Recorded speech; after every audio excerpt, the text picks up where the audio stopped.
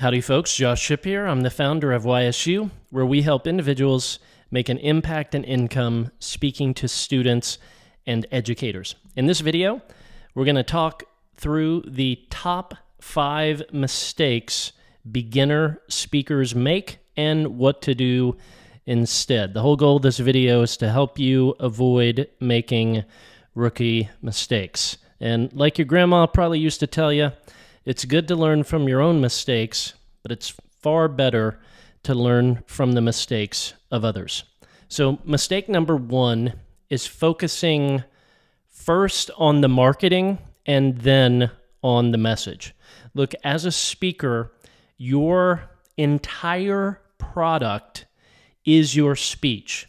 Therefore, the stronger your product is, the stronger that your marketing will be, but it has to be in that order.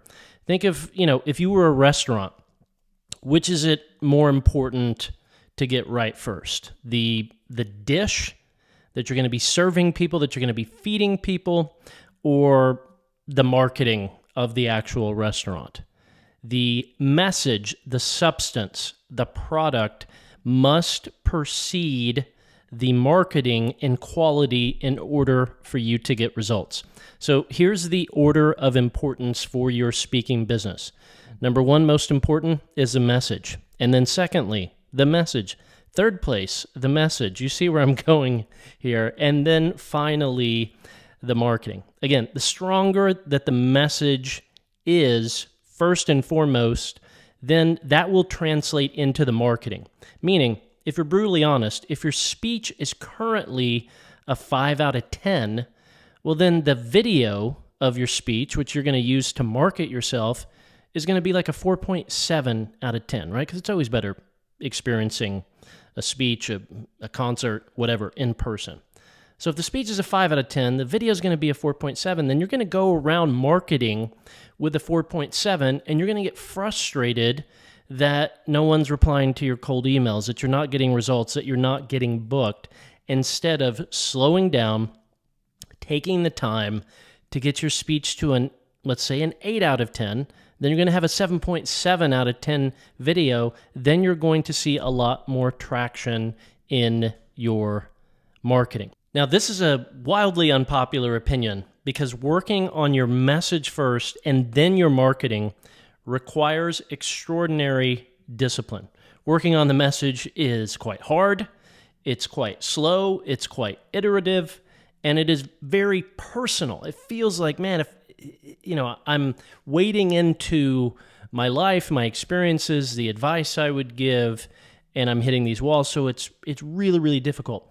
And the gurus out there these days, and there are some good ones out there, but the majority of the gurus out there who are teaching on speaking, they're going to push you to focus on marketing first. Their ads are going to be all about marketing.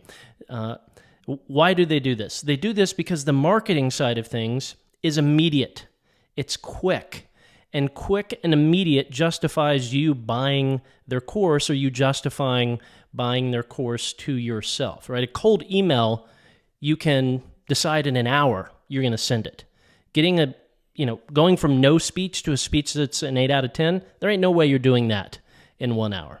So don't make this mistake of focusing on the marketing first and then the message. Here's what to do instead. Instead, realize that everything rises and falls based on the quality of your speech. So take the time to get it right. The content, the delivery, the structure. Get the coaching you need so that your storytelling, your humor, your tone. Sometimes if your tone is off and you're telling like a deeply personal story, you might need to go to a couple hours of counseling, because I've had this where there's certain sort of emotional, personal things, serious things that I'm talking about, and I'm trying to weave those into a speech, and it's clear, when I watch it back, that I'm still bitter about it. And you don't want to be presenting from that viewpoint. So even something as far as tone, you see why it's so easy to focus first on marketing, because marketing ain't going to ever require that you go to counseling.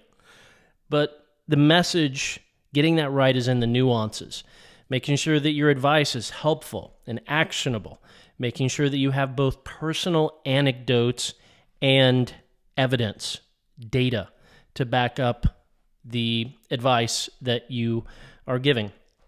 And you've got to do the reps. You know, if I'm working on a new speech, I need to get that speech up on its feet at least 100 times, and at least 10 of those 100 times needs to be in front of other humans. Yes, the other 90 or so can be to a couple friends or in front of a mirror or something like that, but at least 10 times you need to get it up in front of people.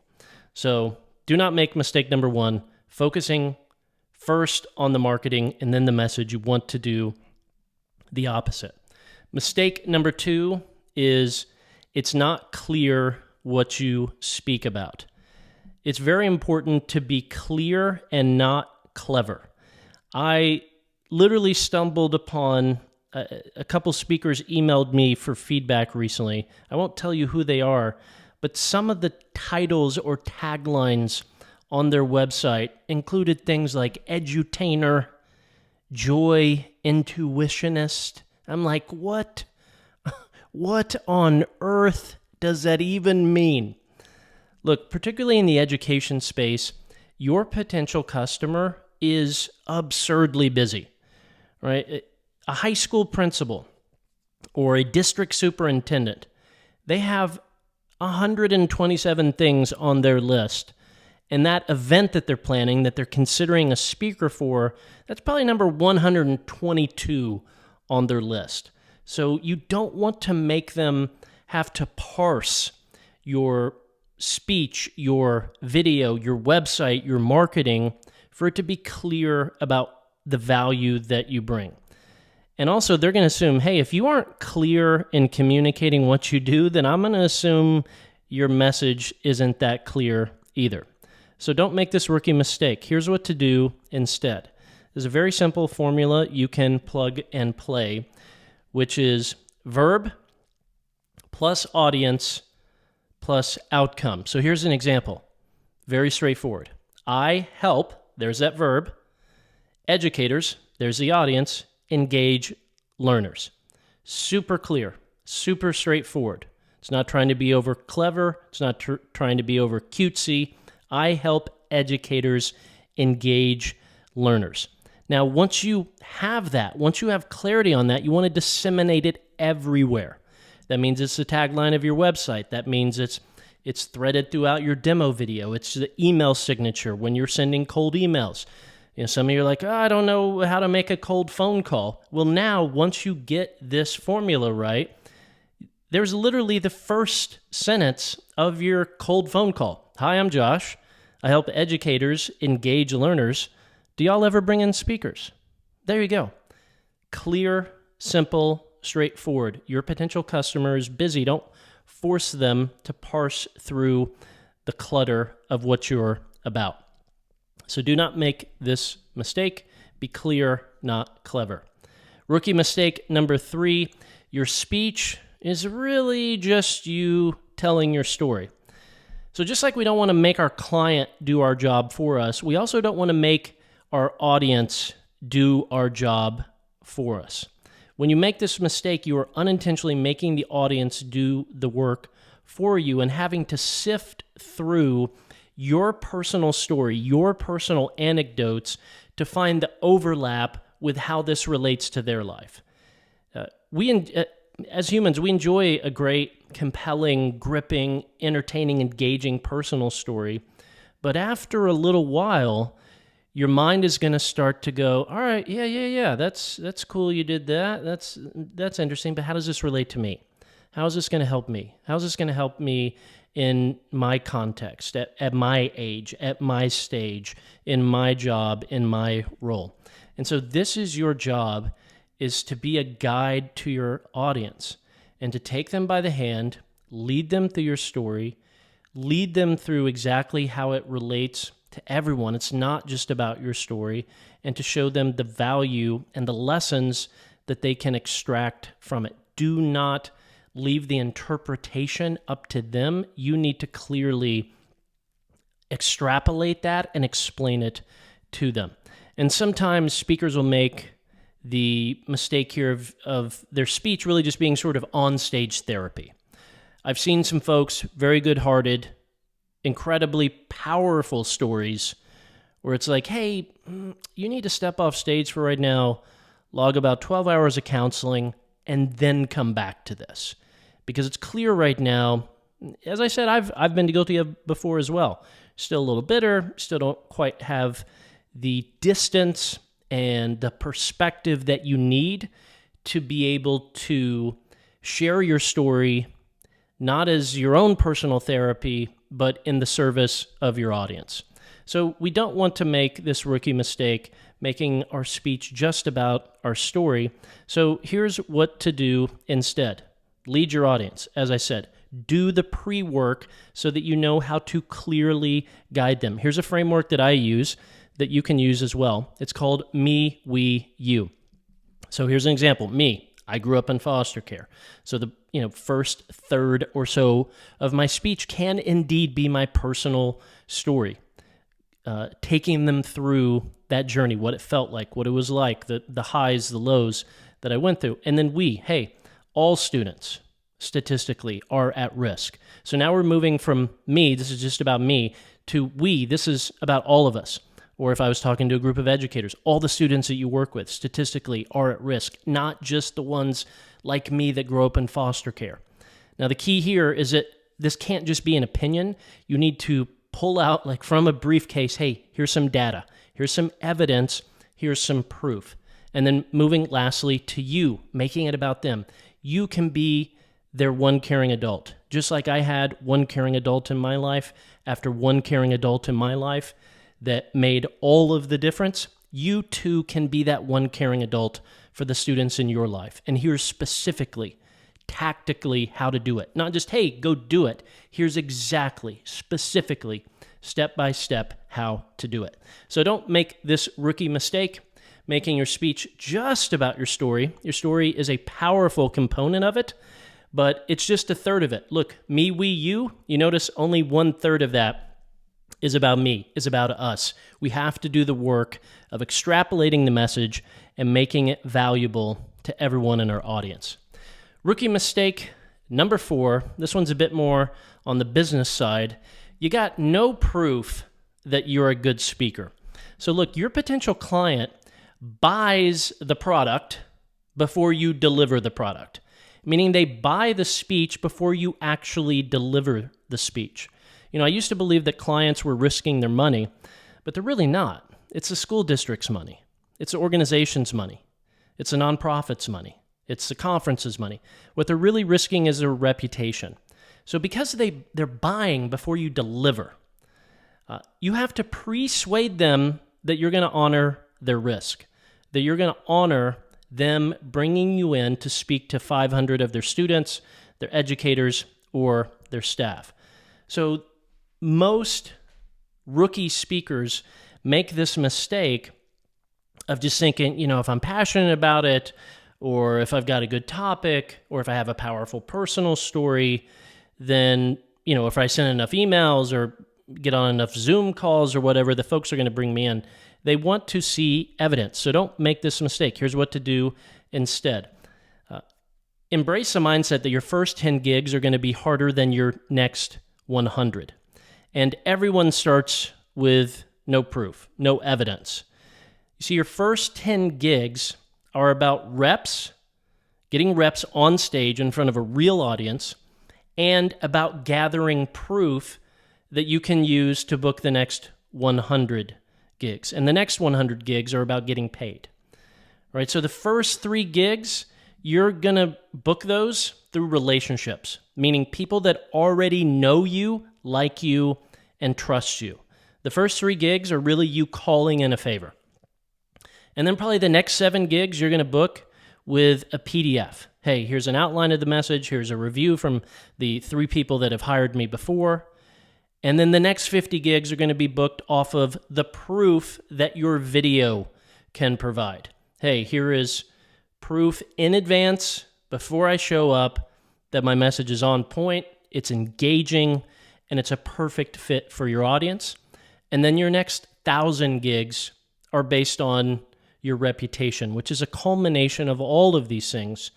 And of course, the quality that you deliver as a speaker. Think of it as this. Marketing is you saying, hey, I'm a good speaker. Trust me. Trust me. Please, trust me. Trust me. I'm a good speaker. Bring me in, please. I'm a good speaker. That's marketing. Reputation is them coming to you saying, hey, I heard you're a good speaker. Would you come to our event? Would you come to our school? Would you come to our district and speak to our staff? That's what we're aiming at, and you have to do this baby step by baby step. So don't make the rookie mistake of thinking you don't need proof or not escalating up the ladder of proof as you proceed.